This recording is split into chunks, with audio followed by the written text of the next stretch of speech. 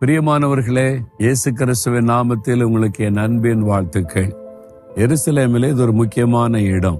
பின்னால் ஒரு போர்டு இருக்குல்ல, தி கார்டன் டோம், அதாவது இயேசு கிறிஸ்து அடக்கம் பண்ணப்பட்டு உயிர்த்தெழுந்த இடம், அந்த கல்லறை இருக்கிற இடம் இதுக்குள்ளதான் இருக்கிறது. இந்த பகுதியில தான் கொல்கத்தா மலையும் இருக்கிறது, பக்கத்துல தோட்டத்து கல்லறை இருக்கிறது. அந்த வாசல்ல நின்று கொண்டு உங்களோட நான் பேசுகிறேன். சரி, ஆண்டவர் இன்றைக்கு என்ன வார்த்தை வைத்திருக்கிறார் என்று நீங்கள் நினைக்கலாம்.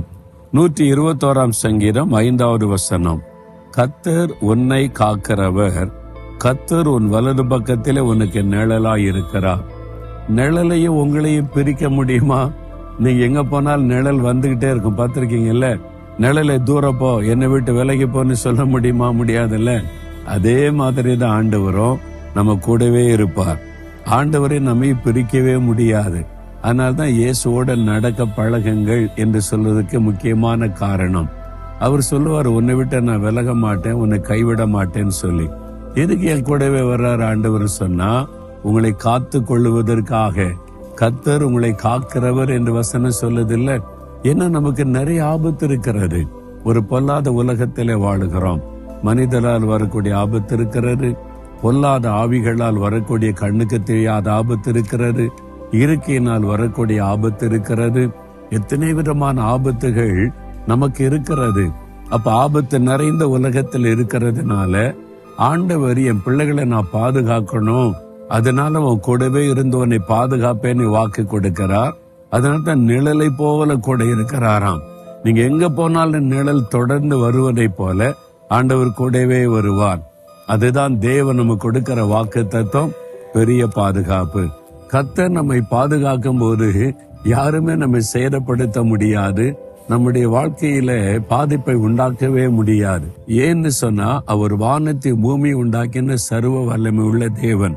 முழு உலகத்தையுமே அவர் பாதுகாத்து நடத்தி கொண்டிருக்கிற ஒரு தேவன். அவர் அவருடைய பிள்ளைகளை பாதுகாக்காம இருப்பாரா?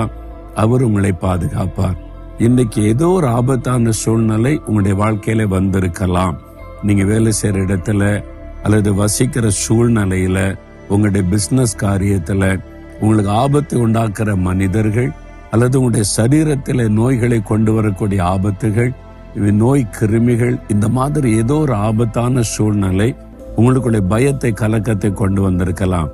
அன்று சொல்றார், என் மகளே பயப்படாத, நான் உன்னை காத்து கொள்ளுவேன். என் மகனை பயப்படாதே, நான் உன்னை காக்கிறவர் என்று வாக்கு கொடுக்கிறார். எவ்வளவு சந்தோஷம் இல்ல?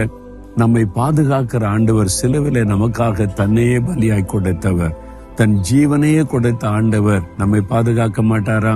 உங்க குழந்தைகளை பாதுகாப்பார், உங்களுடைய குடும்பத்தை பாதுகாப்பார், உங்களுடைய பிசினஸை பாதுகாப்பார், உங்களுடைய வேலையை பாதுகாப்பார், எல்லாவற்றையும் பாதுகாக்கிற தேவன்.